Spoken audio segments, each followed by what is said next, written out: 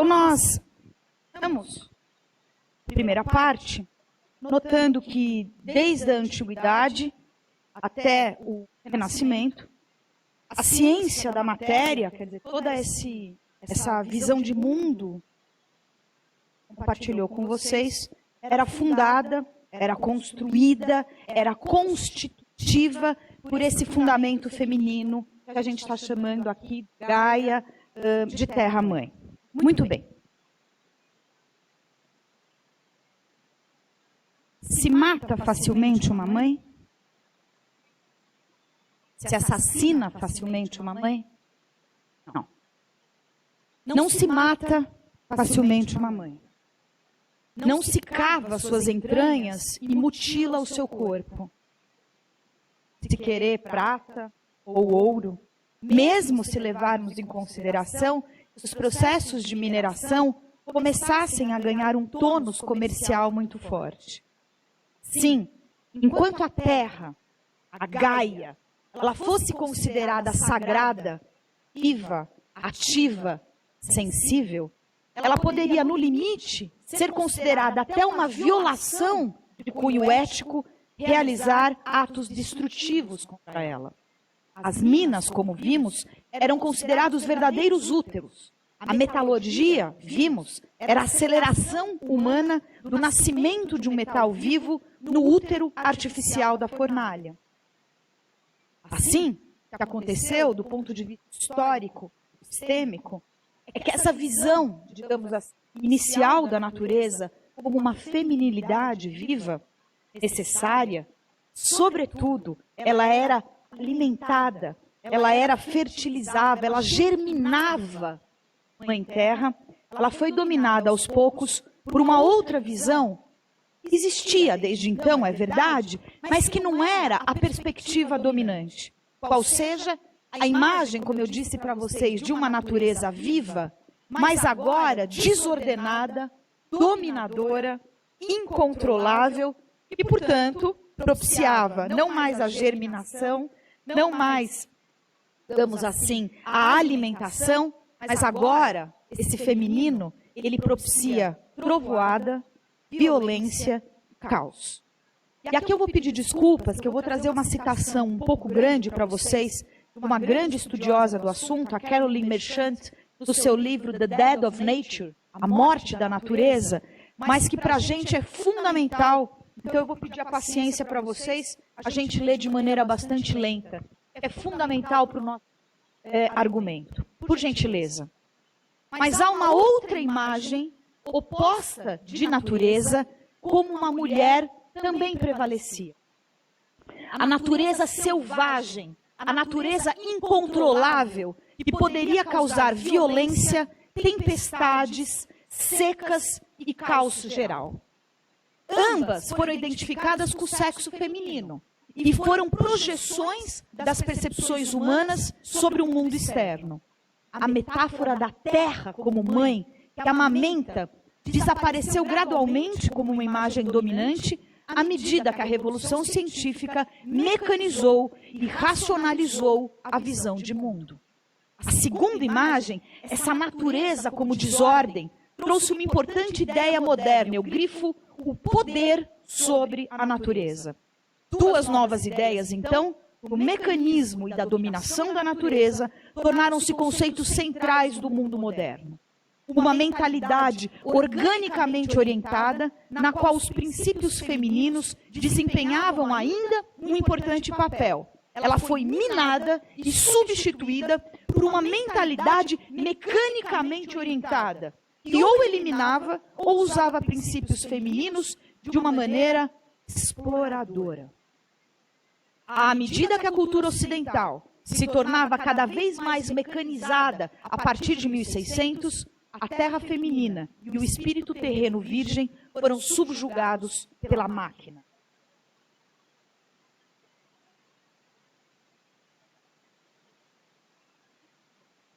Assim, vocês sabem, a mudança drástica, podemos observar, ela foi drástica, mas ela foi gradual. Vai ver isso, não é? Para o outro. Depois, século de meio, essa mudança drástica que nós podemos observar o paradigma, assim, a partir de 600, do século XVII, está claramente relacionado também com uma mudança, sim, nas atitudes, nos comportamentos de nós humanos com relação ao mundo exterior, com relação à Terra, com relação aos fenômenos da natureza e com a matéria, é claro. Portanto, tem a ver com o nosso novo comportamento com relação ao âmbito da materialidade. É claro que as razões que levaram a isto são inúmeras. Estava de um outro para discutir quais foram essas inúmeras razões. Nós não teremos hoje, portanto, como esgotá-las. Nova cosmologia, com a queda do geocentrismo e, portanto, da Terra como um locus privilegiado.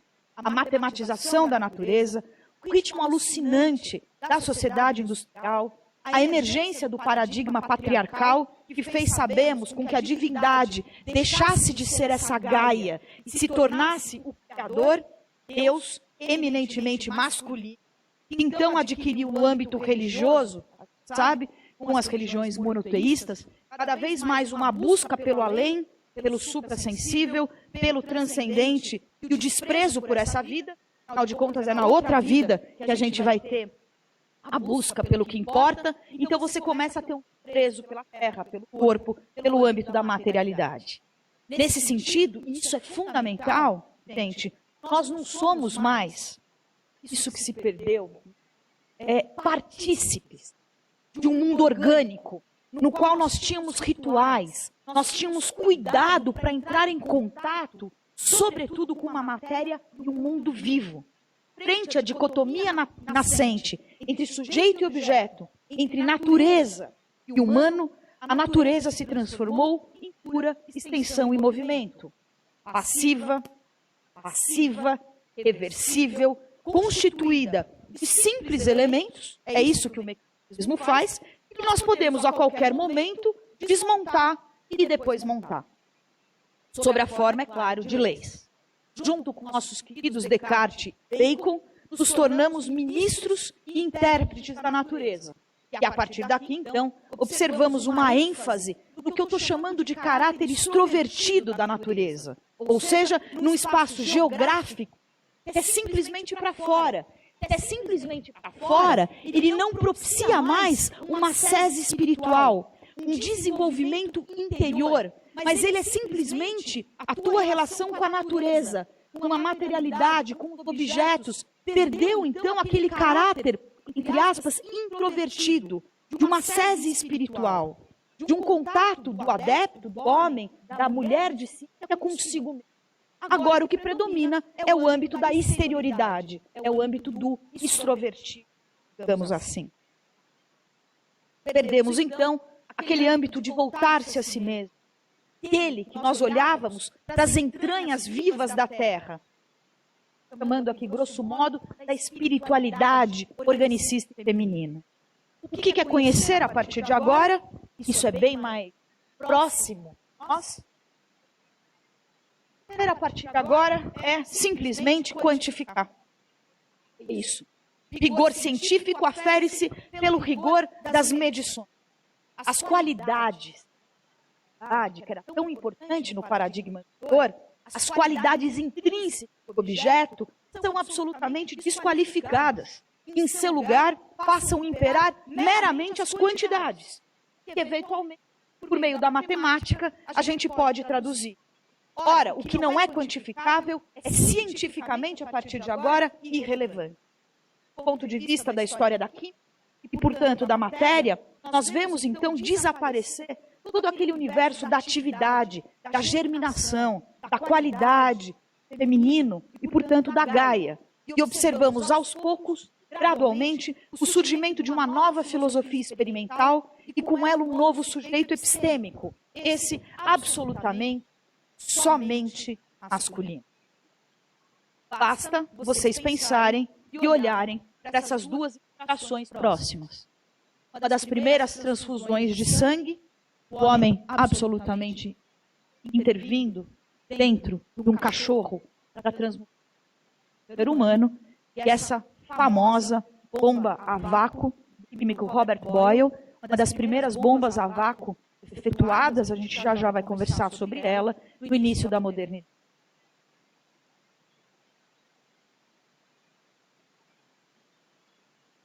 Sobretudo, nós temos uma mudança na natureza com relação à noção de experiência. Se eu perguntasse para vocês, se fosse uma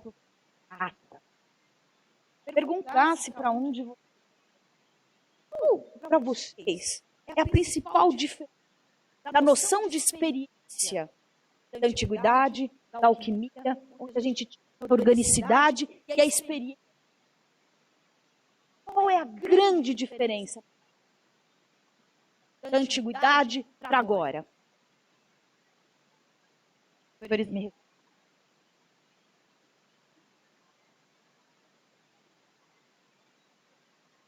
alguma coisa? Agora eu tenho a manipulação. E antes? Contemplação.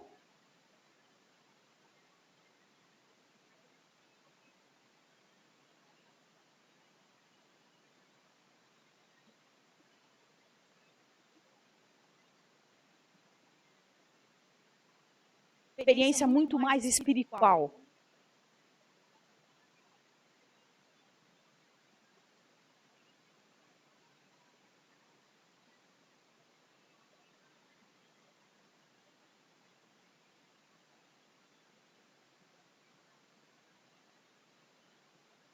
Alguém gostaria de fazer um complemento?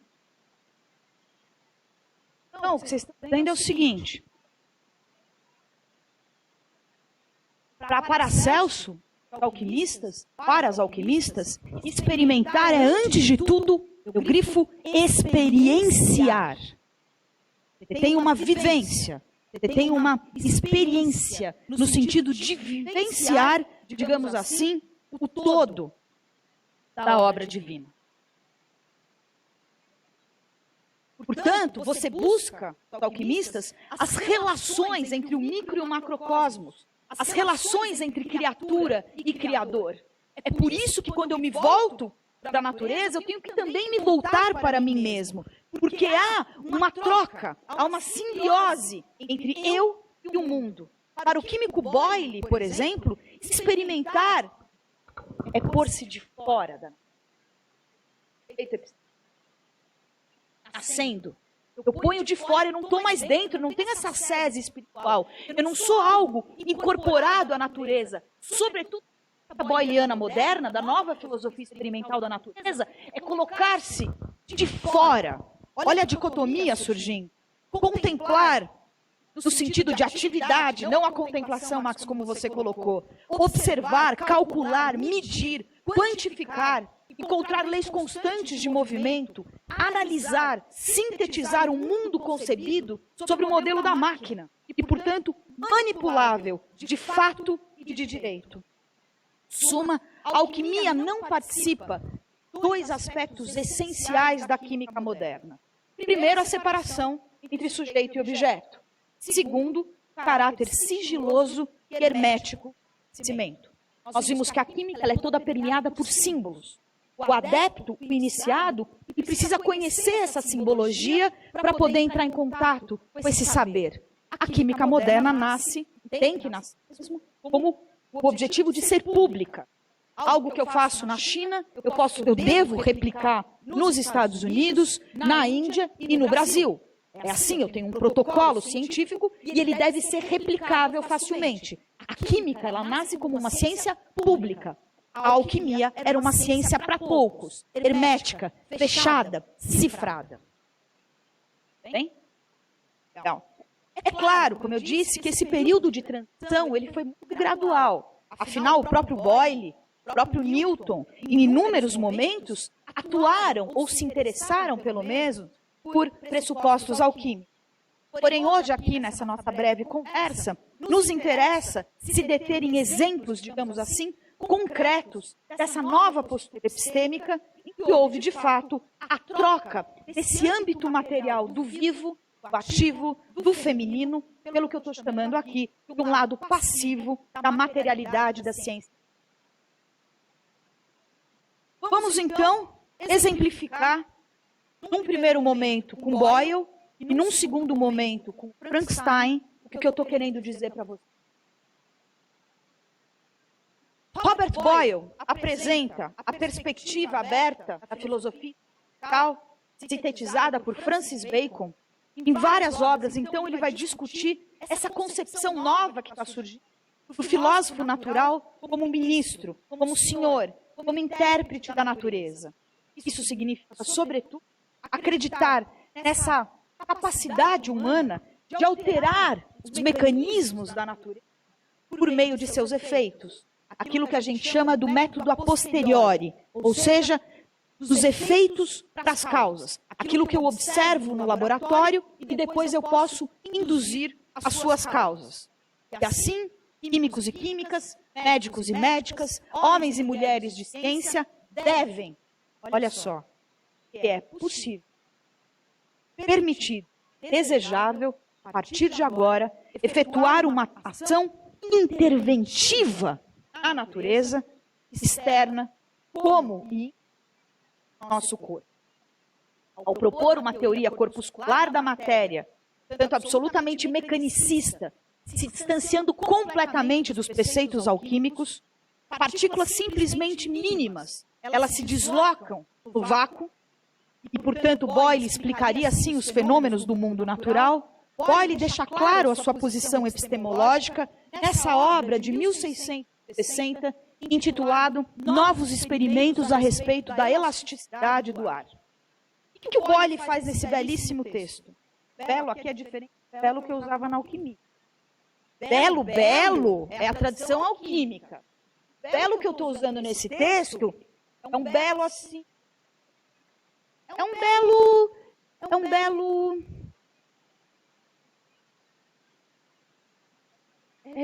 Olha que eu não acredito muito. É um belo, porque assim, do ponto de vista do filósofo da química, da filósofa da química, é um texto interessantíssimo. E, portanto, belo para se compreender a modernidade. Mas ele não é belo, como a gente... A alquimia é bela. Não que esteja... Paremos por aqui, certo? Dois tipos de belo que a gente pode discutir no final. O belo da alquimia, o belo da alquimia, B maiúsculo, pronto. E o belo das novos experimentos acerca da elasticidade do ar com B minúsculo. Não, deu? Deu, legal. Bem, esse belo texto, Boyle vai relatar 43 experimentos, todos eles relacionados com a sua recém-construída bomba a vácuo. Tirando as brincadeiras de lado, o que é fundamental nessa perna se existe o vácuo ou não? Fundamental. Isso é uma questão de ciência, é uma questão de filosofia, é uma questão de epistemologia. Existe o vácuo ou não na natureza? É uma questão de matéria. E por que... Exatamente. A matéria é plena ou se a matéria é circular? E por que para o Boyle é fundamental? É fundamental porque ele quer se dissociar dos aristotélicos, que afirmavam que a natureza tinha horror ao vazio. Então, olhem só, uma teoria da matéria que quer falar, aristotélicos, vocês não valem nada. Tem, sim, eu posso produzir na minha bomba a vácuo, e eu vou mostrar para vocês que vácuo é possível de se produzir. E é claro que ele quer se afastar do Descartes, que afirma que matéria é o mesmo que extensão, e, portanto, que existe uma matéria sutil, pleno, digamos assim, que faz os corpos se movimentarem. Boyle falou, não, eu vou mostrar que é possível sim o vácuo, e para isso eu vou me distanciar, então, de aristotélicos e cartesianos. Vejam, pode parecer menor a existência ou não do vácuo, do ponto de vista da história e da filosofia da ciência, ela envolve uma rede absolutamente complexa. Quer dizer, questões históricas, questões filosóficas, materialidade, questões de física, tá certo? Por quê? Porque o século XVII, um segundinho, Marcelo, no século XVII, você consegue, isso é uma das coisas, assim, verdade, vendo agora de lado, não, né? Porque você tem uma maneira de conceber o mundo no qual os aspectos políticos, éticos, metafísicos, ontológicos, epistêmicos, eles estão relacionados numa rede. E, portanto, quando você se refere a um, você também se refere ao outro. Isso até, pelo menos, até meados do século XVIII, por exemplo, isso é fundamental. Fala, Marcelo.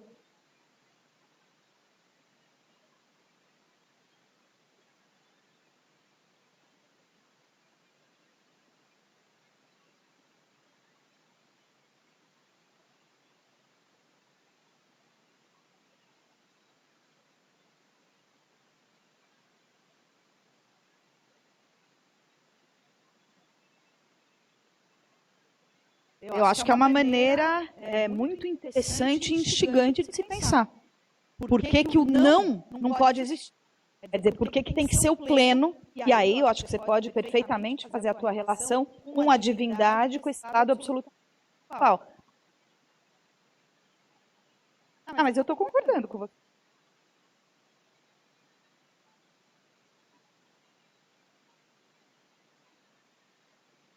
Que eu me lembre, não. E que nos textos alquímicos herméticos, nesses todos os anos eu li, não. Só que como a transmutação da matéria, ela só é possível, grosso modo, um panorama no qual está regendo a teoria dos 4 elementos. Por quê? Porque como que eu transmuto? Eu preciso das qualidades, o frio, o quente, o úmido. Então, é mudando as qualidades que eu mudo a matéria. Então, se eu preciso da noção de qualidade, no limite, o universo aristotélico, e lá é plenum, eu estou fazendo uma inferência que eu preciso desse plenum para ter as qualidades, para ter a mutabilidade e a transmutação dos elementos.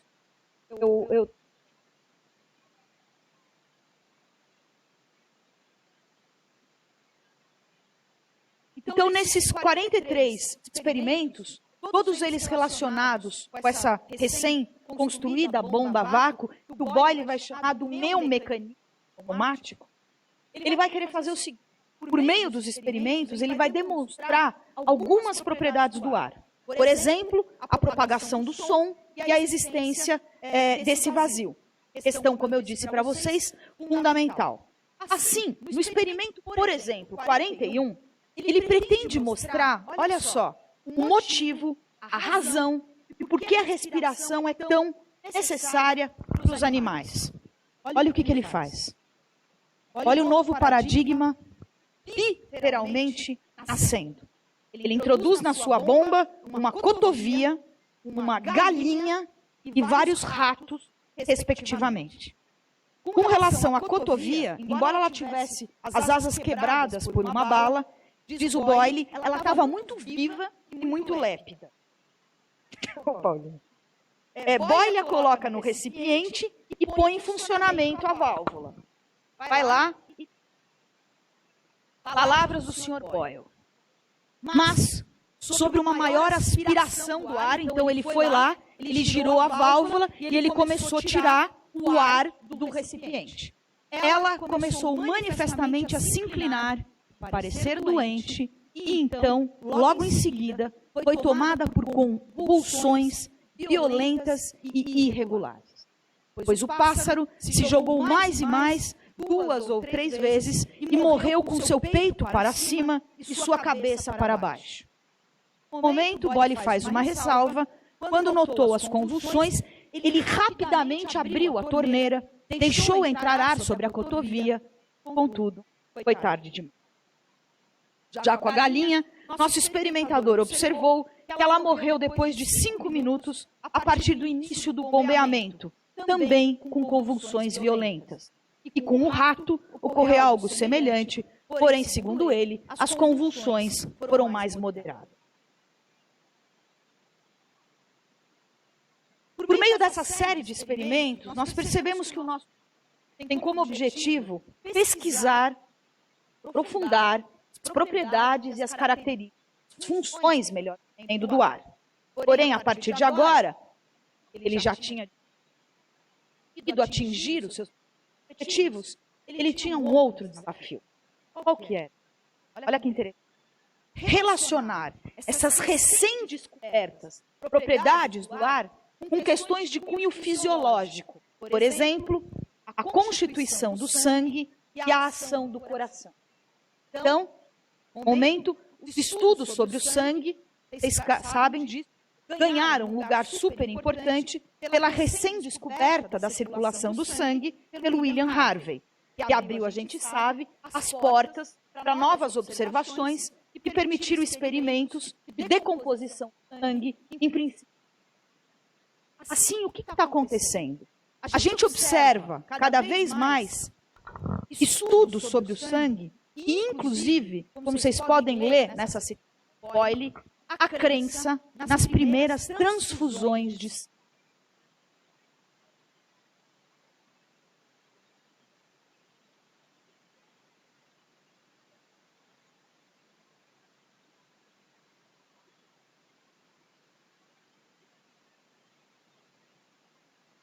Sabe que a primeira transfusão de sangue foi publicada num dos primeiros periódicos ingleses, a Philosophical Transaction, exatamente em 1916. Vocês imaginam como foi feita a primeira transfusão de sangue? Não? A primeira transfusão de sangue foi feita com 2 cachorros. Foram amarrados, tendo suas artérias e veias abertas, e o sangue ele foi transferido por meio de agulhas feitas de pena de ganso todos os respectivos vasos sanguíneos.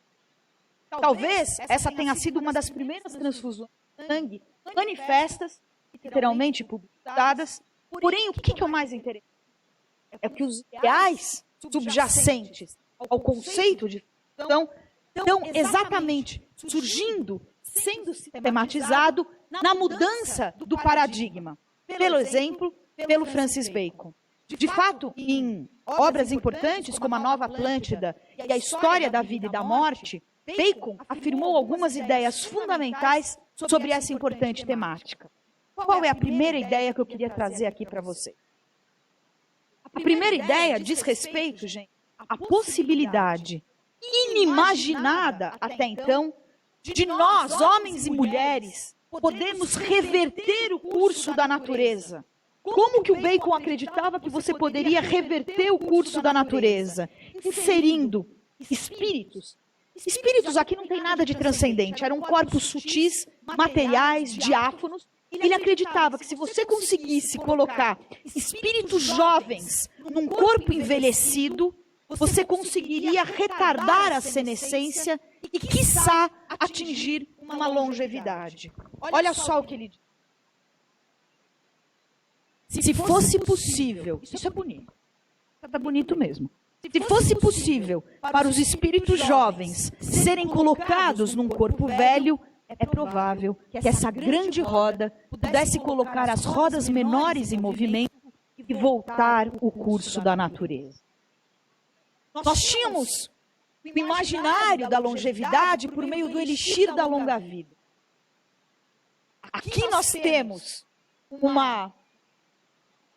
ideal de alcançar, de reverter o curso da natureza pela inserção efetiva de espíritos novos num corpo velho. Qual é a grande diferença? Como é que antigos pensavam a longevidade e a imortalidade e como é que agora eu posso alcançar a longevidade e a imortalidade? Olha a diferença. O que era o elixir da longa vida? O que era atingir a pedra filosofal? E o que é agora você manipular, você inserir efetivamente corpos num corpo mais antigo? O que eu estou querendo isso é que Bacon, modernos, acreditam que nós conseguirmos propriedade, os espíritos que compõem os corpos humanos, nós vamos poder retardar a senescência desses corpos e atingirmos, sim, uma vida mais longa. O que acontece? Ao acreditar na possibilidade de uma intervenção humana, operacional, material sobre os corpos, Bacon abre as portas para uma concepção epistemológica que aponta pela primeira vez o corpo humano como um objeto técnico, manuseável, manipulável. Temos, portanto, aqui uma perspectiva na qual eu queria demais chamar a atenção de vocês para isso, do qual o conhecimento sobre a natureza externa, ou seja, sobre a natureza em geral e sobre os corpos humanos em particular, somente será possível na medida em que médicos, filósofos naturais fossem capazes de manipulá-los tecnicamente. A ciência deveria melhorar não somente a nossa compreensão, a nossa observação, a nossa contemplação do mundo natural, mas servir, sobretudo, para ampliar o nosso poder, grifo, sobre a natureza. Mais, nosso poder sobre nós mesmos. Nós, sujeitos do conhecimento de um lado, manipulando tecnicamente a natureza, seja objetos, corpos, a carne, os fenômenos. Olha cada. Como ministros e intérpretes da natureza, como já dissemos, devemos conhecer, explorar, intervir e, portanto, atormentar a natureza, seja inanimada ou animada, pouco importa, porque assim, segundo esses filósofos, nos aproximaremos da obra de Deus, como também podemos ampliar o nosso domínio, poder sobre a natureza, com a finalidade de propiciar uma ciência voltada ao bem-estar de todos, da maioria. Podemos assim afirmar nesse momento que para Bacon, Deus não somente criou a natureza, o mundo, para nós humanos, mas que Ele criou para que seja utilizado pouco e aproveitado por nós.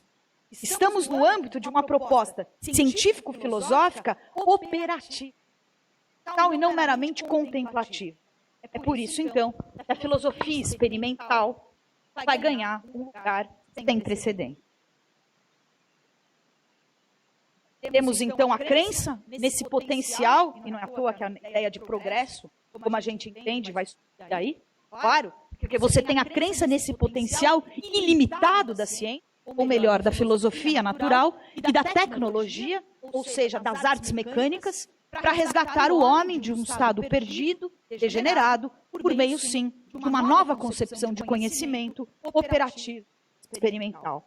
O fio condutor desse novo método é o controle dos corpos naturais. E onde que eu posso controlar os corpos? No laboratório. E, portanto, o espaço próprio é o laboratório. Por quê? É ali no laboratório que a gente consegue efetivar um experimento confinado, controlado, testemunhado, pública e, por fim, replicado, ou seja, validado por uma série de observadores. Então, nesse novo espaço epistêmico, que o estudo biológico, químico e médico começa a ganhar contornos irreversíveis. Tudo bem até aqui? Vai entrar agora no momento da nossa conversa. Alguma dúvida? Comentário? Vamos lá. Eu penso que essa perspectiva, ela pode ser por...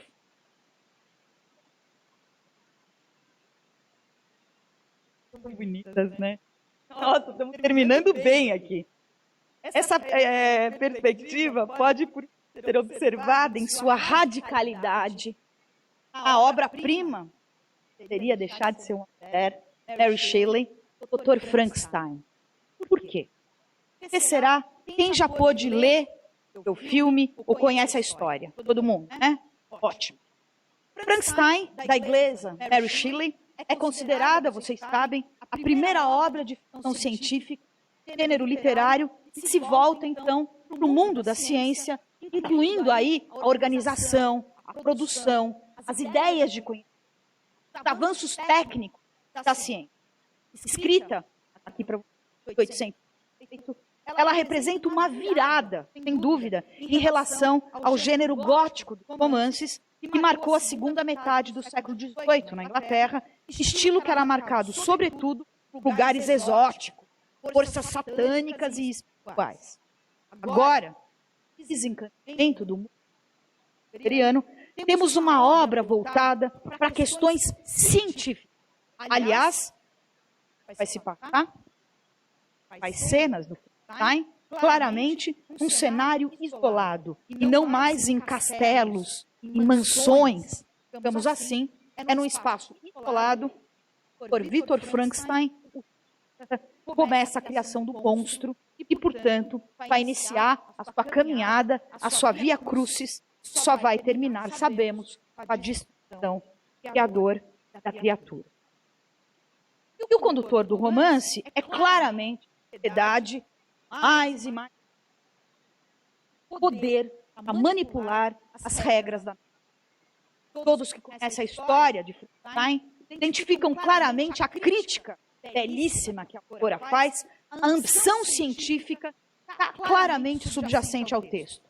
Mas tem aqui uma sutileza, um aspecto que eu gostaria então de chamar a atenção para a gente caminhar. Ele diz respeito, beleza, valorações da ciência. Eu grifo desvalorações da ciência, que aparecem no romance nos seus vários níveis, que vão desde a aceitação de determinados saberes, até outros saberes que vai considerar absolutamente sem valor e obsoleto.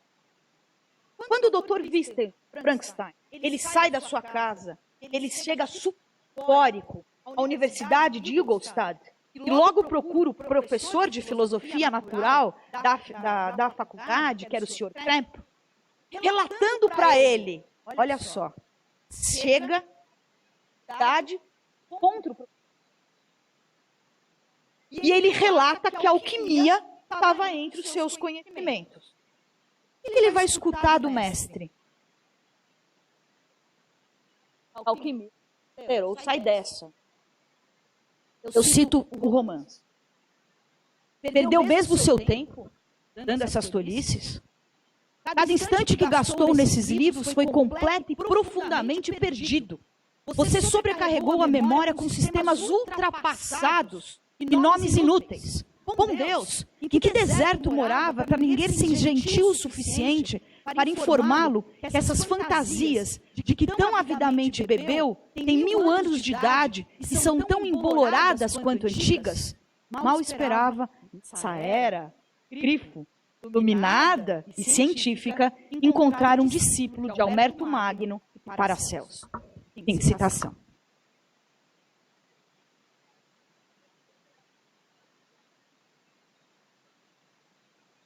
Sabemos que ele decidiu não mais retornar a esses estudos e aderiu claramente à nova filosofia da natureza. E é perfeitamente entendível o espanto do Sr. Klemp.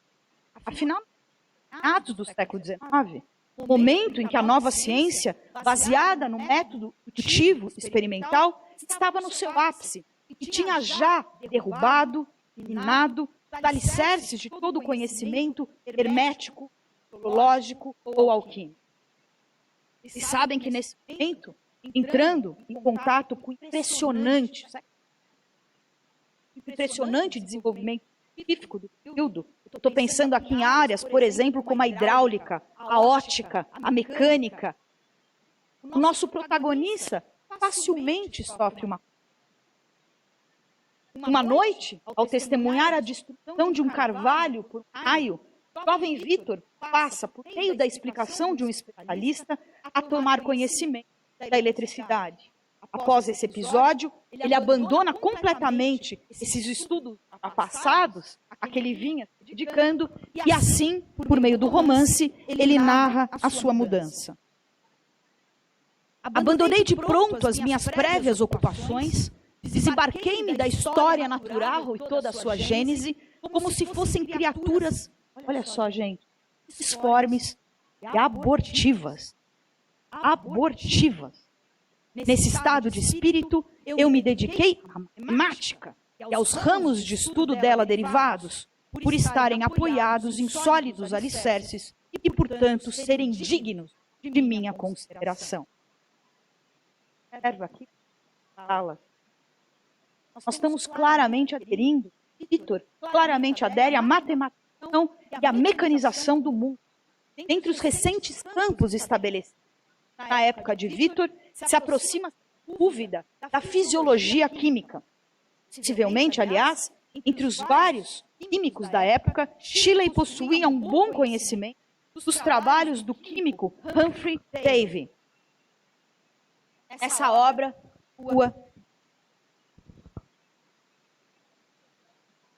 discurso, aliás, não, está aqui. 2, o Humphrey Davy se torna um químico bastante conhecido do período. Davy, sabemos, possui uma visão, que eu estou chamando aqui, bastante pragmática da química.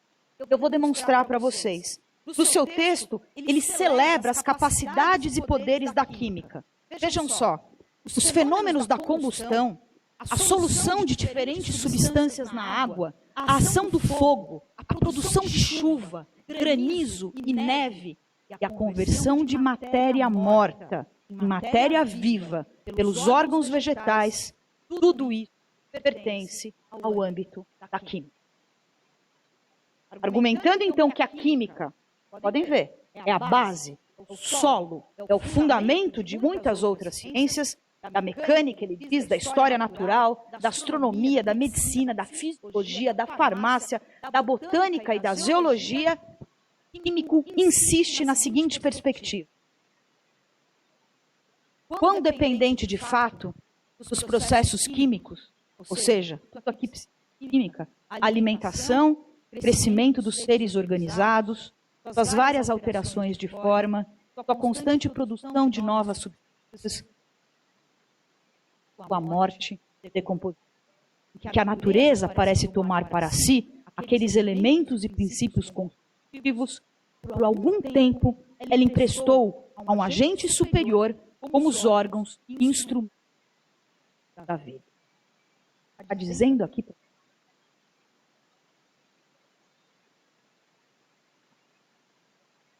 Qual é o lugar da química? Agora, no século XIX?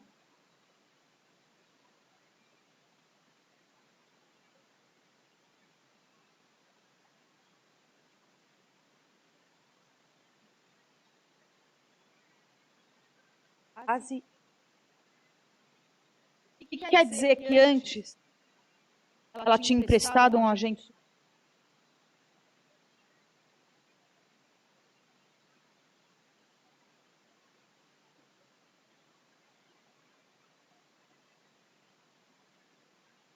Oi? Exatamente. Fortíssimo. Sim, depois de detalhar a necessidade de conhecimento para todas as operações da vida comum, da agricultura, metalurgia, branqueamento, tingimento, curtimento de couro, fabricação de vidro e porcelana, Davy desenha um retrato idealista do químico contemporâneo, que é formado, sobretudo, por uma ciência, olha só, gente, que deu-lhe um conhecimento das diferentes relações das partes do mundo exterior e, mais do que isso, outorgou-lhe poderes que podem ser quase chamados de criativos, que lhe permitiram modificar e mudar os seres que o rodeavam, por seus experimentos, interrogar a natureza com seu poder. Não simplesmente como um estudioso passivo e buscando apenas entender as suas operações, mas químico como um mestre, ativo com seus próprios estudos. Ora, gente, de Bacon a Davy, de Davy a Dr. Waldman, que é o médico cientista do livro, temos a figura do químico com a clara missão de penetrar e, portanto, dominar as entranhas da natureza e produzir, então, novos artefatos. Pode ir de um fertilizante melhor até o monstro do romance. Como podemos ler no próprio Frankenstein, eu cito, vida e morte pareciam, afirma o Dr. Vitor, limites ideais. Limites ideais que eu, como médico, como químico, deveria romper.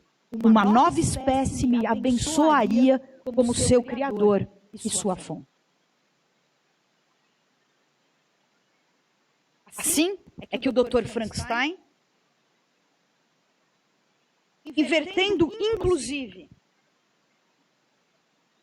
a escala evolutiva de Darwin, substitui a reprodução sexual por uma propagação paterna solitária. Quais as reais consequências dessa mudança? Frankenstein acaba de deixar de lado todos os valores constituintes da tradição alquímica, com a sua visão orgânica e vitalista de natureza, sua concepção de matéria ativa e viva. Nesse novo paradigma moderno, impera, por um lado, a passividade no âmbito da materialidade, de outro, a gente já viu, a dicotomia sujeito-objeto, bem como uma visão masculina, controlável de si. Tanto é assim que, ao longo da obra, nós observamos manifestamente a rejeição completa ao feminino em todos os seus níveis. A Mary Shelley aí foi excepcional, e a crítica ao paradigma organicista. Gente, monstro criado não possui uma mãe. Foi negado a ele o direito a ter uma esposa, companheira. Enfim, a figura feminina não tem lugar algum na obra. E quando tem, é de absoluta passividade. No caso da irmã, de algumas áreas, cidade pública, no âmbito privado, dado. Como um produto da revolução científica do século XVII, Frankenstein aprendeu a enxergar a natureza como feminina, assim como Bacon, mas não mais ativa e viva, mas inerte e passiva.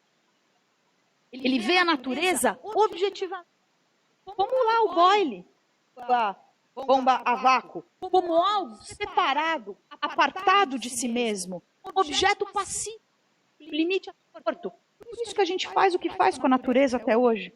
Olha como que E pode, portanto, essa natureza ser desmontada, montada, quebrada, queimada. Deve, enfim, ser penetrada, analisada, sobretudo, controlada.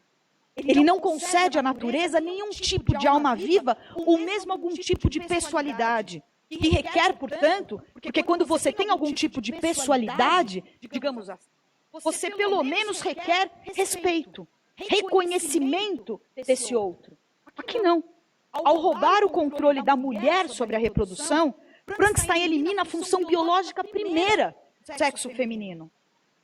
Fato, ao proibir o monstro de ter uma esposa, o médico elimina a necessidade da mulher em todos os da natureza à ordem social.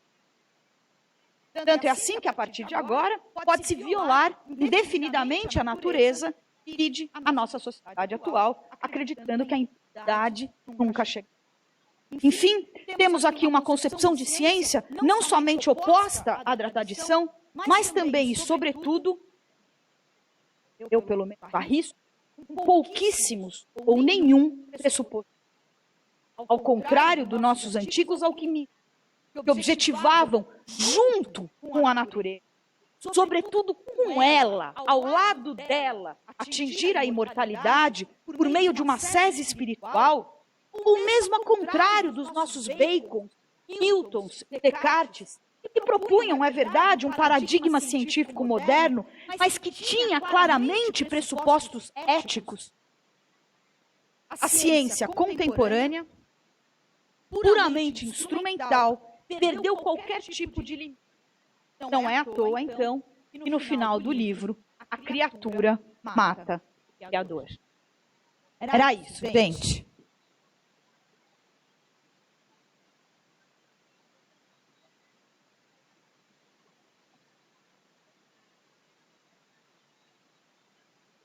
Eu tinha mesmo pensado em deixar hoje uns 15, 20 minutinhos para a gente conversar, porque eu acho que vocês puderam acompanhar, pelo menos os aspectos mais abrangentes.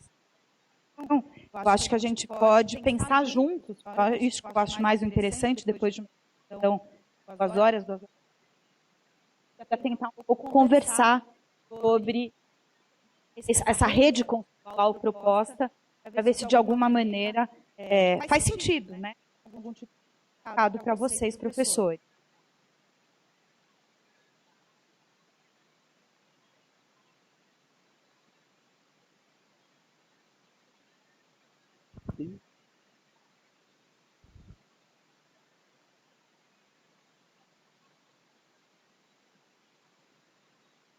Eu tenho muita dificuldade de entender entre a filosofia experimental, e aí colocando tanto a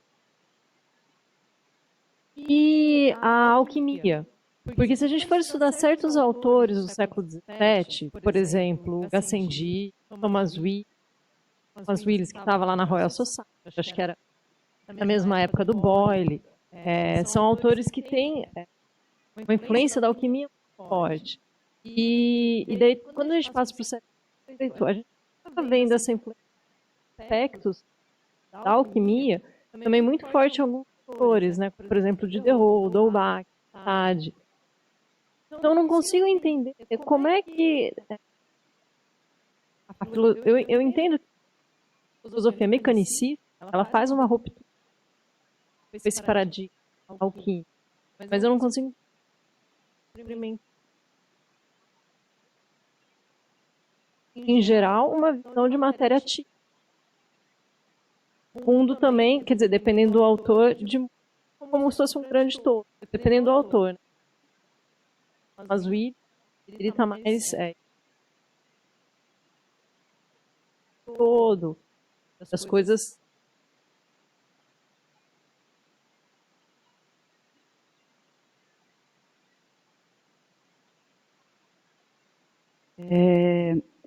Fato que muito difícil você fazer uma distinção clara e absolutamente nítida. Porque você tem o Boyle alquimista e você tem o Boyle químico. Você tem o Newton alquimista e você tem o Newton químico. Quer dizer, acho que a riqueza desse período, e aí engloba, sem dúvida, o século XVIII, é que você tem uma mudança gradual. Você tem uma mudança na qual você não é ou só, digamos, antigo ou só novo. Você tem uma riqueza no qual o antigo e o novo, eles podem coabitar. O que acontece é que você tem uma diferença de ênfase nos textos. Então, você tem claramente textos do Boyle no qual ele está procurando o mercúrio etéreo, o mercúrio. E você tem textos no Boyle, que ele vai ter discussões com Hobbes, com Spinoza, claramente mecanicista, corpuscular. Agora, Clara, eu acredito que, apesar de muitos desses autores manterem um horizonte alquímico, um panorama alquímico, algumas teorias da matéria, ainda com um pé, digamos assim, na antiguidade, há toda uma outra concepção dominando junto, que é claramente a dicotomia. Para você, a modernidade, o que é a modernidade? A modernidade é quando o sujeito assume o controle. Você tem uma nova concepção do sujeito epistêmico e você ainda pode operar uma concepção um pouco mais organicista ou um pouco vitalista, mas nos textos primeiros alquímicos, você era partícipe desse mundo e a sua sese extrovertida tem a ver com a sua sese interior. Isso você não encontra nos modernos. Por mais que você tenha os Boyles, os Newtons, você citou muito bem dois nomes aqui, ou mesmo a vertente francesa, que tem um pé na alquimia, a instauração da dicotomia e essa noção de que eu não sou mais, eu não preciso para fazer ciência, eu posso usar os preceitos da alquimia, mas eu não tenho a alquimia como uma base ontológica fundante, eu não tenho uma sese espiritual. Derrô não está fazendo uma sese espiritual. Ou ele não está fazendo uma sese espiritual. Então, eu acho que ainda tem toda uma linguagem. Acho que você tem razão, algumas teorias, mas não é mais um arcabouço metafísico ontológico constituinte, se você me entende. Eu acho que essa é a grande diferença.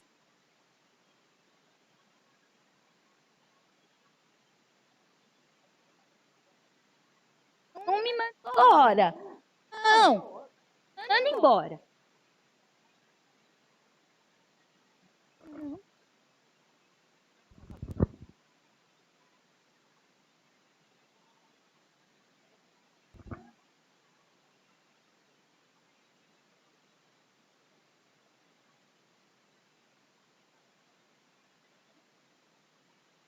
Luciano, obrigada pela sua apresentação, foi maravilhosa. Eu fiquei, na verdade, com uma enorme curiosidade, porque, assim, acho que nas 3 etapas da sua apresentação, atualmente nos mostrando bem características maternidade teria como que desencantar. Você trouxe a tradição. Gostou? Fez 25 quinto. E na terceira parte, com o exemplo do né? Criatura matando criatura, aquela. Aí parece meio trágico. Nós estamos caminhando, então, para cada vez mais esse recrudescimento, encantamento. E aí a minha pergunta vai exatamente... Alô, alô? Exatamente nesse sentido. Como reencantar esse mundo desencantado.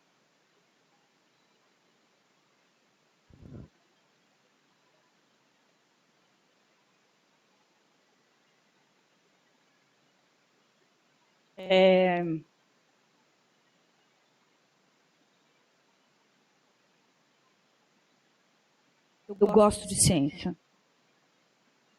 Acredito.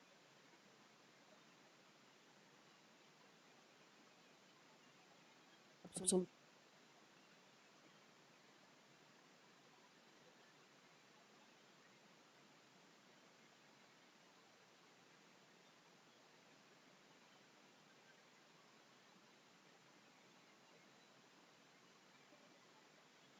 Qual que é o grande? Alquimia. Porque hoje em dia, no laboratório, você tem uma relação puramente instrumental. Como uma relação é puramente instrumental, fecha-se, né? Porque tem respeito por esse âmbito da realidade. Olha e faz entender. Então, ao resgatar alguns preceitos da alquimia, eu acho que a gente pode ampliar, talvez, a nossa rede conceitual. E aí eu te faço, por que será que eu comecei com os transgênicos? Tem uma razão de ser. Estou louca, mas eu não estou tão louca. Né? Por que eu comecei com os transgênicos?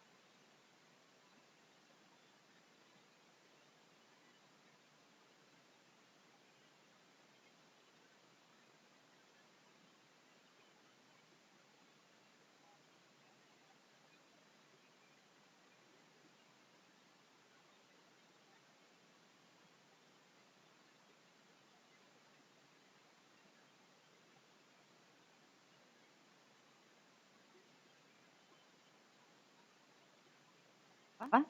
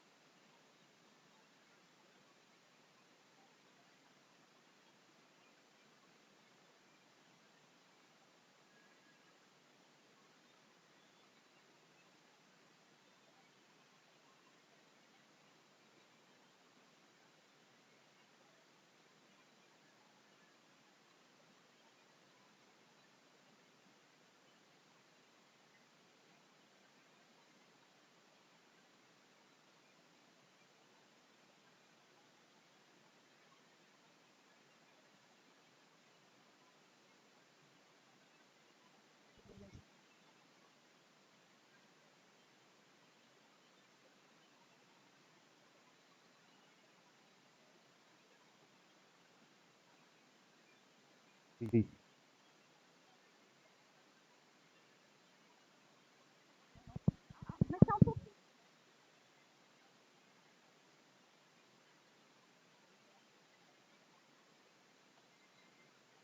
Qual o comentário? Constrangedor.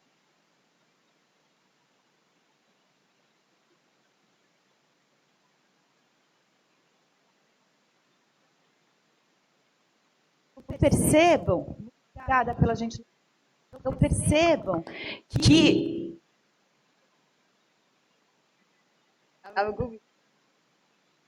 percebam, você tem esse lado que você muito bem transgênico, no limite, seria. E, ao mesmo tempo, eu quis propor, Débora, portanto, é que talvez, se no início não é uma nostalgia, a volta a um mundo aristotélico, de forma nenhuma, mas também a gente refletir, nós já tivemos outros paradigmas, nós já tivemos outras concepções de ciência, principalmente de materialidade, o respeito com a matéria, porque somos, no limite, natureza, certo? Essa dicotomia é uma dicotomia construída pela modernidade. Nós já tivemos outros pensamentos, outros guias, digamos assim, e que, portanto, refletir que nós, por meio desses outros guias, talvez por uma visão na qual a gente possa o quê? A gente possa retomar uma certa valoração, um respeito e aumentar, portanto, um modo de você não fazer uma ciência descontextualizada, por exemplo, não operar somente com o imperativo do poder e do controle, mas o que o feminino aqui representa? O que o respeito representa? O que ser partícipe da natureza? O que representa você ter uma concepção de matéria ativa e viva? Então, eu acho que eu quis mostrar que talvez para a gente resolver alguns dos nossos mais inquietantes problemas da complexidade, olhar para outros horizontes. A história, a filosofia da ciência é um instrumento riquíssimo mesmo, pode nos ajudar a ampliar as nossas soluções. Nisso que eu acho.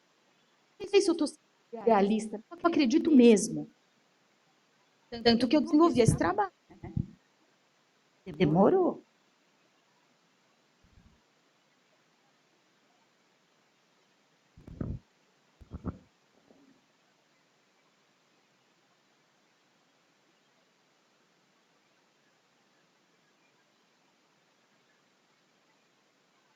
Agora tá. Então, Luciana, pensando nessa intervenção que ele falou, o Márcio fez, mas eu fiquei pensando o seguinte: quando você começa a exposição, gostei demais, excelente, brilhante mesmo. Começa falando de um contexto mais atual, certo? E aí você fecha com... Tá, mas nesse percurso todo você passa por um negócio. É o segundo, acho que foi o segundo momento da tua exposição, quando você fala daquela noção de Gaia, certo? E aquelas imagens todas que você colocou na natureza, percepção feminina, e depois, uma coisa que eu não sabia, dessas mulheres alquimistas, né, mulheres naquele momento, né, quer dizer, me pareceu que essas duas coisas estão intimamente ligadas, né, quer dizer, uma concepção de ciência muito pautada nessa noção de você expor de Gaia, no sentido de mostrar que há um imbricamento ali, todos os elementos constitutivos dessa natureza, inclusive nós mesmos. Né? Então, me parece que talvez a aproximação que desejasse fazer, não sei se está correto ou não, talvez uma das implicações do que você falou, é justamente que essa ciência descontextualizada hoje, ela põe por terra, na esteira daquilo que foi o mecanicismo, aquela concepção mecânica da natureza, põe por terra não só a natureza, mas a nós mesmos. E é interessante, eu não sei se isso está correto, você me corrige, depois eu tenho uma perguntinha bem pequenininha, tá? E aí eu não falo mais. Tem um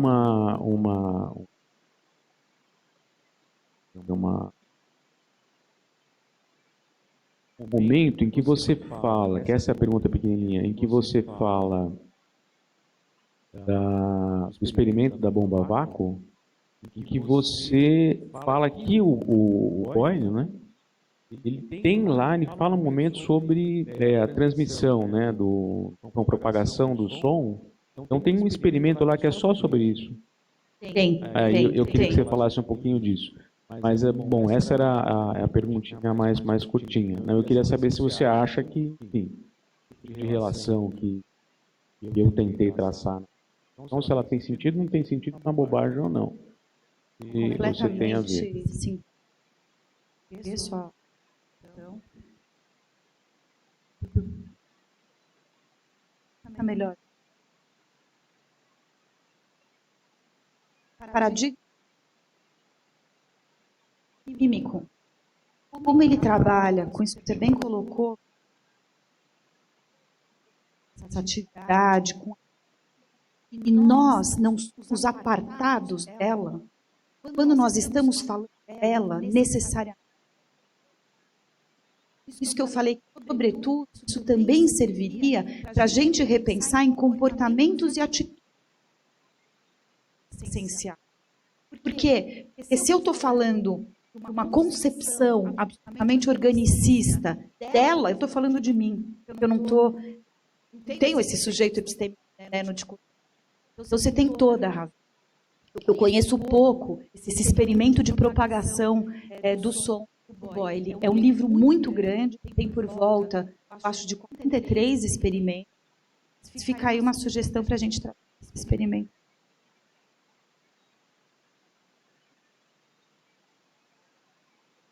Parabéns pelo trabalho. Professora, a defesa da história e filosofia da ciência no ensino de ciências é um caminho, acho que bem importante, mas eu vejo também que existe uma defasagem, uma distância muito grande entre a abordagem da história e filosofia da ciência e o ensino de ciências nos documentos oficiais, por aí vai, né, na história e etc. Como que a professora vê as BNCCs atuais caminhando nesse sentido? Há um avanço ou há um retrocesso? Desculpe.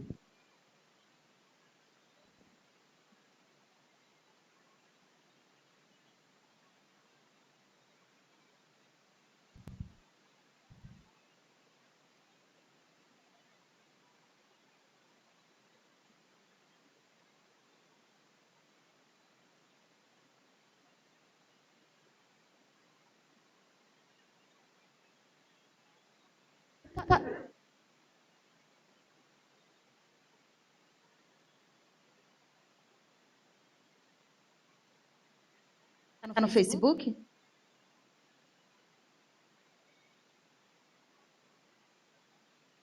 Não, eu vou ser...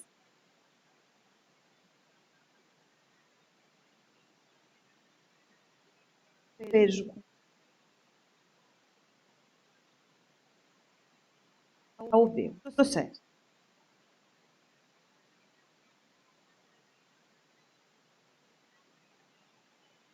Mais gratidão. Fica tranquilo. Não é uma propaganda. Por acaso. Então, por acaso. Ele nos... Formação. Rede pública, São Paulo. Eu pude formar 3.000 professores com a filosofia. Desde professores da creche até professores do EJA. Esse livro, para alguns,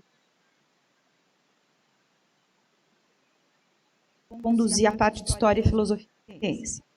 Então, eu sou uma entusiasta, como é seu nome?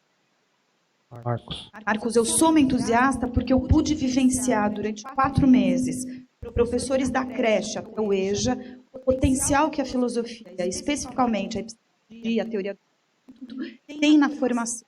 Da hora que você coloca para a gente concepções de espaço, de tempo, de matéria, e perceber que você tem outros referenciais teóricos, cai a ficha de muitos referenciais. Agora, você tem razão, nós temos um problema aí documental, nós temos um problema materiais, você tem toda a razão.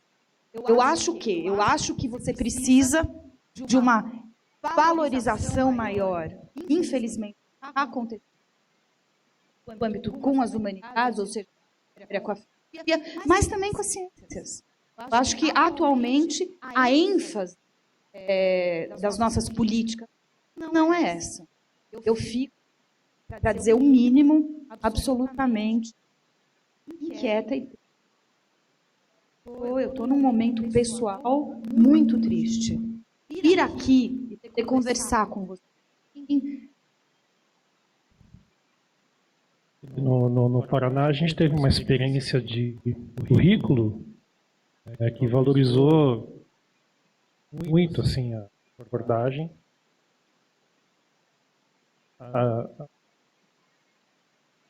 Fiz parte da equipe que elaborou o currículo de ciências no Paraná e a gente colocou, mas assim, a bandeira no documento de ciências. E a gente percorreu o Paraná, 1.200 professores. Foi muito legal. E agora eu também, né, triste, não poderia perder a oportunidade de dizer que a abordagem caiu de valorização, caiu no sentido de importância, ela caiu no sentido de formação dos professores. Já tem uma defasagem de alguns anos, né? Infelizmente, né, alcance quem alcançar essa gravação, eu queria deixar relatado isso, né? A tristeza que a gente tem em voltar à Idade Média no sentido da mecanização do ensino, na minha opinião. Média teve momentos maravilhosos. A Idade Média, ela teve muita luz do ponto de vista da filosofia. A gente está voltando, talvez, para um âmbito muito pior.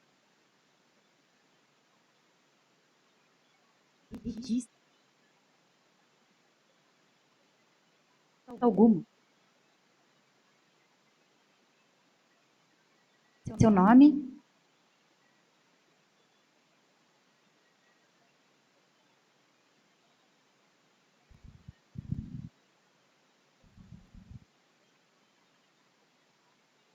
Na verdade, não é uma pergunta, professora, é só um agradecimento. Eu gostei muito, realmente.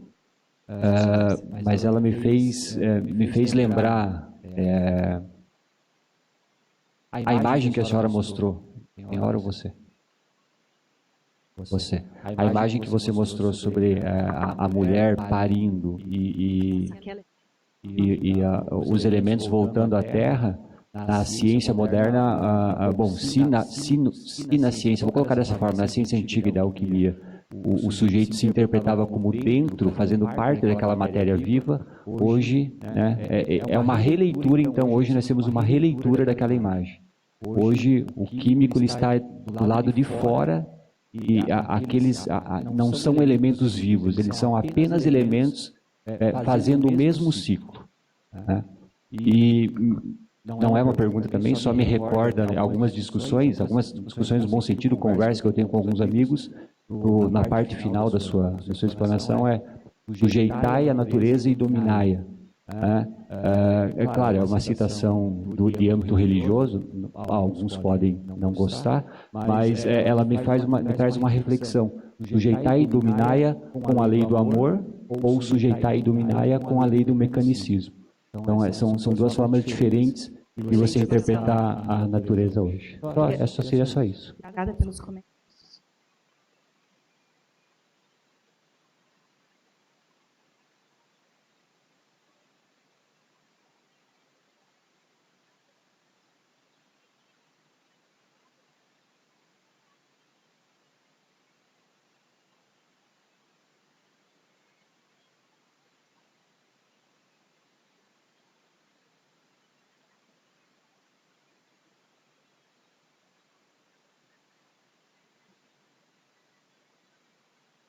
Ela, professora de 6 irmãos.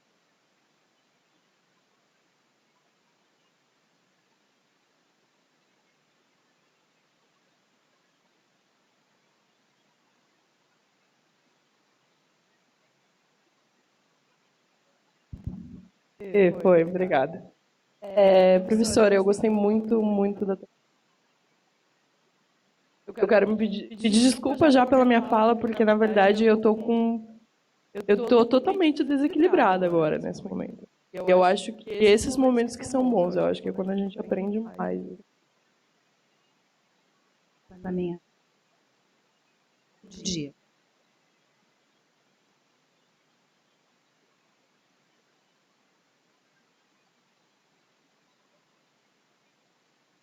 Feliz. E é por isso que eu gosto tanto da área também, por conta disso. E primeiro eu queria dizer que eu tenho muito receio quando a gente usa a palavra feminino, né? Então, o que quer dizer esse feminino? Tu colocou uma visão de um feminino, de uma feminilidade que é muito ligada, eu acho que é esse respeito, enfim, a isso, a respeitar a natureza, a respeitar até a gente, enfim. E eu gostei muito dessa tua visão. E aí, quando tu comentou sobre a natureza estar morta, então, nessa nova visão, não é à toa que está onde está, nossa, doeu muito, porque eu me peguei o quanto que a gente hoje não atribui, por exemplo, ó, sei lá, aquecimento global, essas coisas que estão acontecendo na natureza, isso é falta de ciência. A gente diz isso. E daí foi, tá, mas será que a ciência então não ajudou a fazer isso? A gente se relacionar com a natureza de uma forma talvez menosprezando ela? Porque eu não vejo dessa forma. E aí eu acho que é justo eu me posicionar aqui para deixar claro de onde que eu estou falando.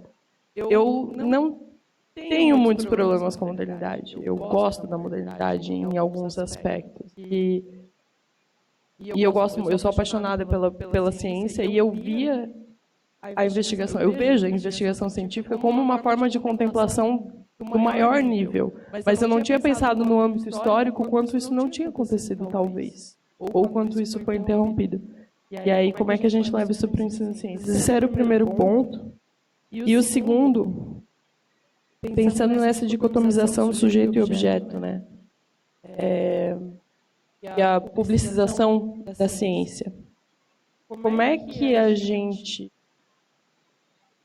Eu não sei. Como é que a gente fica sem essa dicotomização do sujeito-objeto, mantendo uma certa universalidade aos conhecimentos científicos, no sentido deles serem acessíveis para todo mundo, deles funcionarem em diversos contextos diferentes, e se isso é possível. Quer dizer, se o sujeito é diferente em vários lugares, a ciência pode existir aqui em diversos lugares e ser a mesma? Nesse sentido, algo assim que eu quero falar. Pensando também em desigualdades sociais, a todos terem acesso a essas questões. E eu acho que é isso, assim, eu acho que voltar esse respeito à natureza e a relação que a gente tem com essas coisas. Desculpa a fala bagunçada, mas são várias coisas que eu estou pensando aqui. Tudo. Tenho a agradecer. Sou uma entusiasta da partir. Não na modernidade, eu tenho pela modernidade.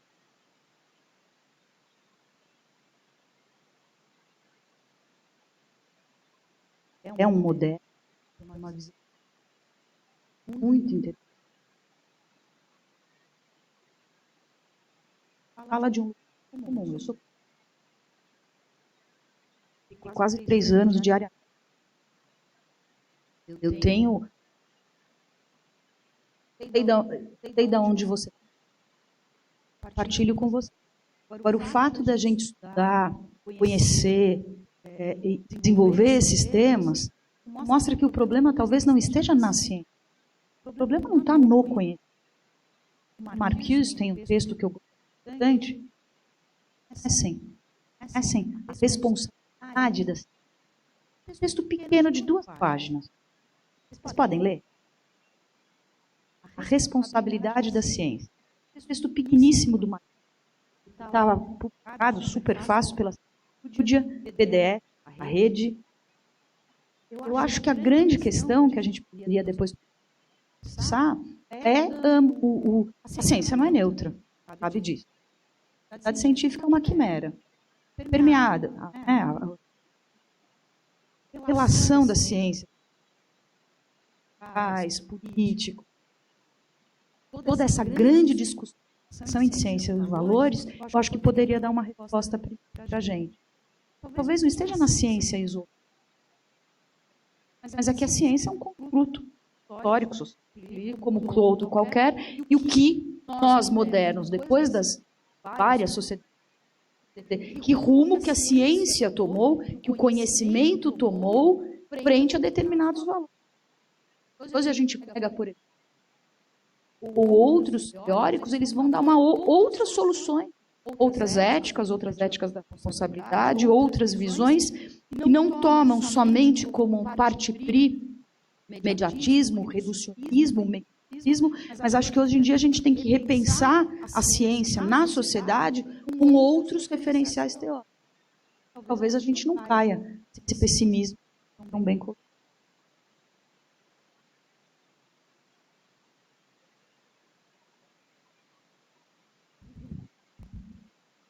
Tem?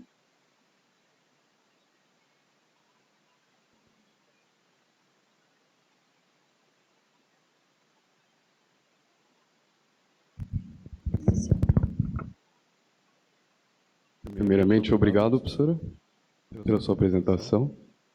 Na verdade, a minha pergunta é mais voltada para a mesmo, porque eu percebo que a grande maioria dos que aqui estão são das ciências naturais, físicas, biológicas.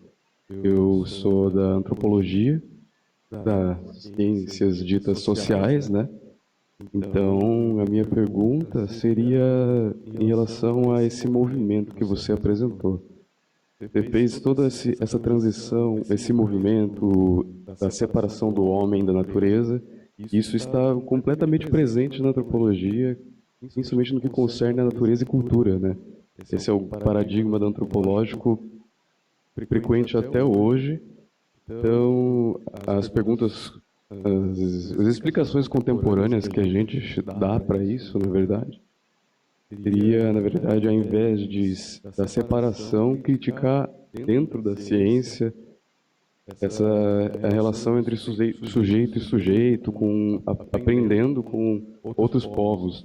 Mas não é concernente a essa pergunta.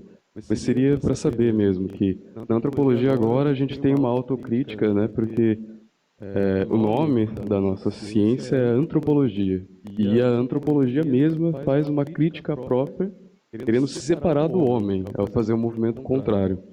Queria saber se na química, ou até os seus colegas puderem compartilhar, na biologia, na física, se existe esse movimento inverso. Ao invés de o sujeito ativo com o seu objeto de pesquisa, o seu objeto de pesquisa possa interagir com o próprio sujeito.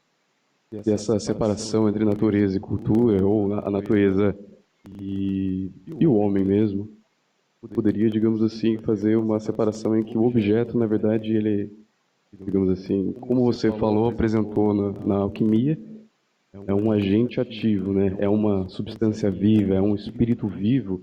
E nos estudos da Amazônia e tudo mais, a gente vê que grandes parte dos indígenas, na cosmologia indígena, eles veem a natureza como um organismo vivo e existente, eterno. Então, em que medida, na verdade, a química faz esse movimento inverso? Faz?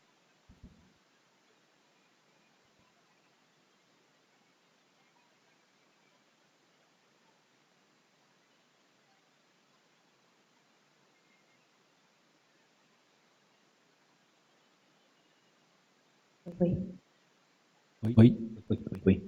Obrigado pela fala, Luciana. Muito rica, como a Sara comentou, né? Assim, faz o cérebro está fritando aqui, né? De tanta coisa que a gente pensa. Gostei muito do caminho geral, né? De começar com o transgênico, aí você depois explora, né, a transição da alquimia para chegar no Frankenstein. Mas eu queria, talvez, para ver se um pouco, tentando pensar um pouco nessa estrutura, né, que está guiando, está linkando essas coisas, porque como você comentou agora na última resposta, e a dimensão ética que você traz, então, de certa forma, fica claro na sua apresentação que tem a questão epistêmica e a questão ética caminhando juntas. Mas quando você traz a questão do feminino tão atrelada ao próprio processo de construção do conhecimento, a minha pergunta é, a gente pode afirmar um pouco na sua fala ter uma certa crítica à modernidade no sentido de que a gente precisa que a ética seja um fundamento da epistemologia? Última pergunta.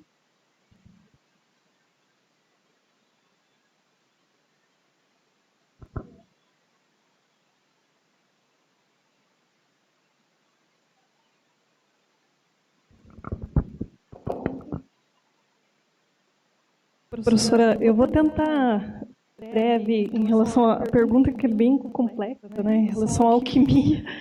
Então, assim, eu trabalho no Museu de Ciência, aqui de Pinhais, parte da ciência, e tem uma parte lá que foca alquimia. E lá no espaço expositivo você tem espaços com símbolos alquímicos e me chama a atenção, a gente comenta a ideia, por exemplo, do símbolo do ferro ser atrelado ao deus Marte, que é o deus da guerra, então aquele símbolo masculino de ativo, né? E o cobre quanto maleável, alguma coisa do tipo. Eu gostaria de saber, assim, em relação a essa visão da alquimia que a professora tratou, qual seria a visão de... Ficou assim, não consegui compreender muito bem, qual seria a visão de feminino e maternidade para esse grupo, né, que seriam os alquimistas? E se há alguma pesquisa, alguma coisa, que a professora falou assim, química é uma ciência pública, né? E alquimia é ciência para poucos. Esse poucos seria... Que aspecto assim do ser humano? Seria poucos no geral enquanto sociedade? Existem estudos que falam dessa questão de que se as mulheres participavam ativamente da alquimia? Eu gostaria de compreender essa ideia. O que seria o feminino na alquimia e como que a mulher se insere nessa alquimia?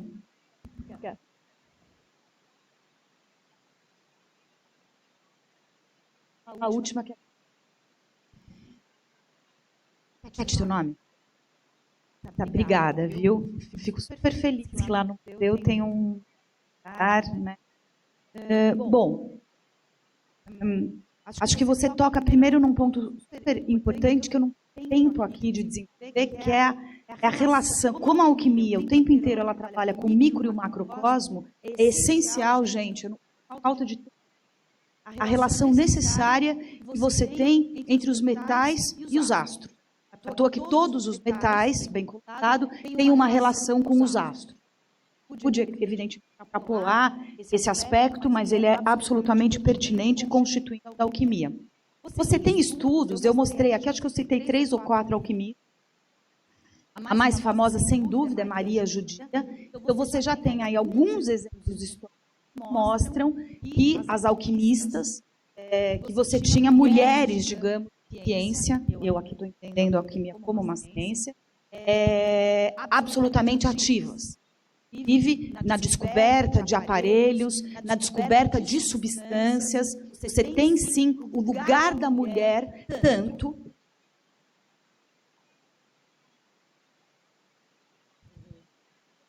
Vai mostrar.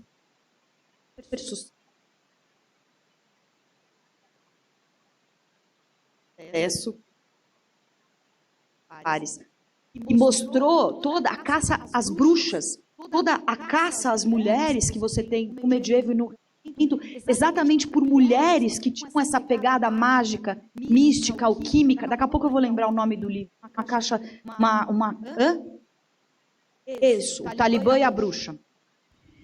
Que mostra exatamente, quer dizer, que você tinha uma série de mulheres trabalhando nessa perspectiva e muitas, inclusive, foram literalmente queimadas. Muito interessante.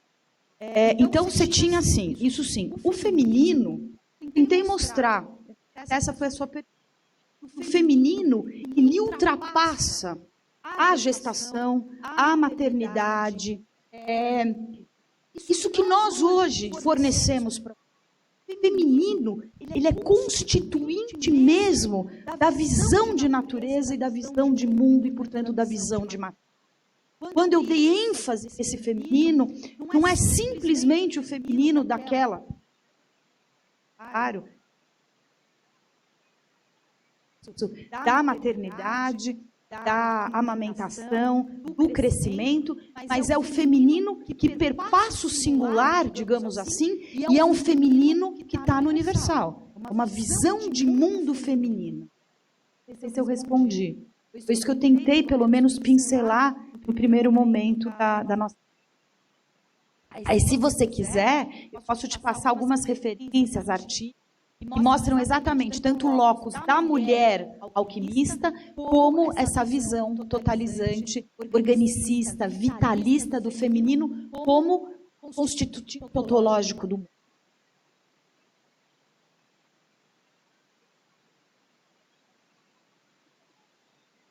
Eu sei.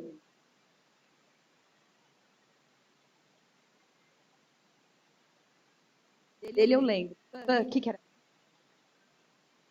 Ai!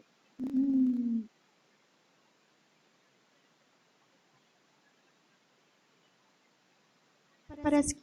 Olha, isso como fundamento. Fundamento é muito... Deve ter... Não sei se fundamento... precisaria pensar mesmo. Porque o tempo inteiro nos meus aulas, realmente vim. E a gente ia. Verso. Não dá para você. Não dá. Acho que tem uma vinculação absolutamente crucial e fundamental. Se é de fundamento, eu precisaria refletir um pouco melhor. Mas os meus estudos levam a crer que a inter-relação entre esses dois campos é primordial. Vou pensar. Desconheço, professor. Desconheço. Talvez os colegas possam nos dar estudos químicos que façam essa volta que você colocou. Eu não conheço. O professor Roney está dizendo que a química verde, que também é bem amplo, né? Mas, enfim, que a química verde, ela teria talvez uma perspectiva nesse sentido. Eu, Luciana, desconheço. Aprofundar, eu desconheço.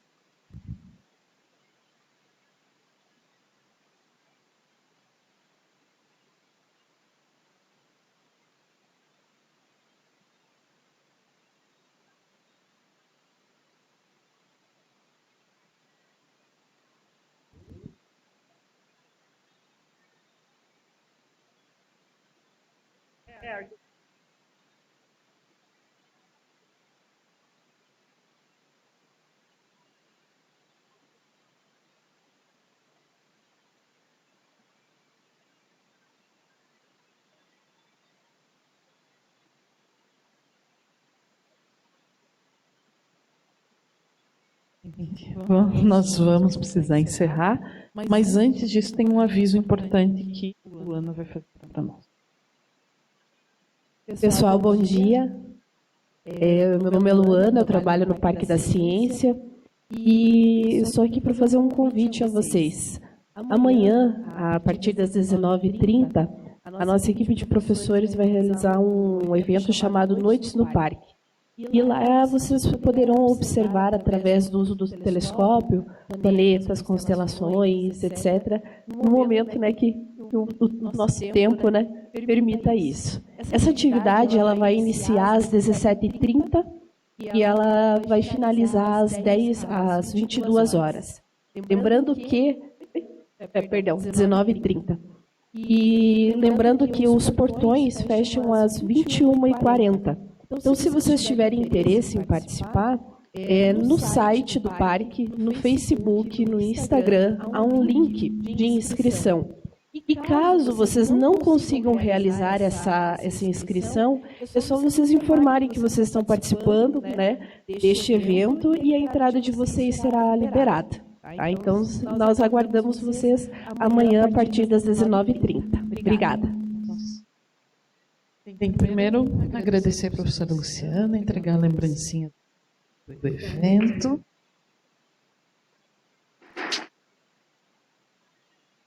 Aí,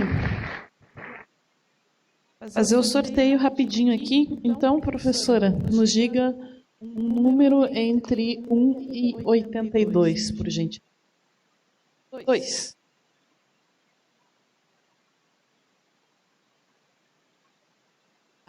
Gente, antes de mais nada, tem que estar aqui a pessoa, tá? Adriano Marques. Então, vai lá, mais um número. 3. Agnes Brito Lima. A pessoa 9. Alisson Felipe. Ó.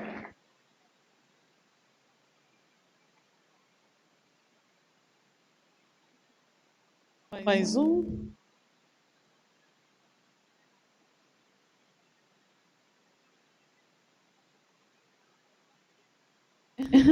Edmilson Rotini. Não?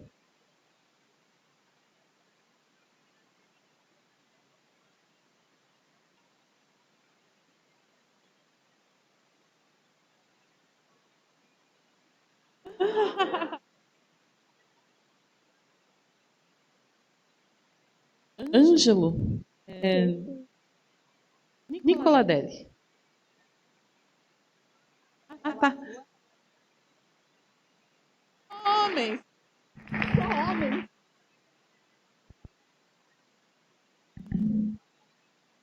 Entendi, obrigada. À tarde, continuamos com as nossas oficinas. É isso.